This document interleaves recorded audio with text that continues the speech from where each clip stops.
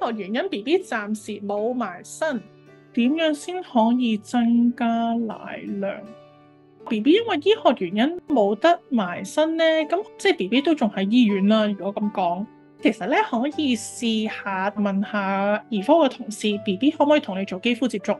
因為咧而家以我所知咧，應該8間嘅政府醫院都已經係成為咗愛嬰認證嘅醫院嘅。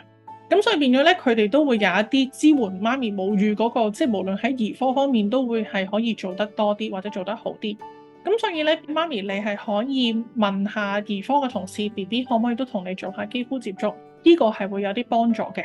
如果同埋你想話可能增加個奶嗰度咧，你試下咧都喺你泵奶之前就做下乳房按摩啦，按鬆啲奶啦。同埋咧喺你泵緊嘅時候咧，你可以少少壓力，即係好似少少三文治咁樣夾住個乳房，等佢可以再泵清個乳房，再做得多少少。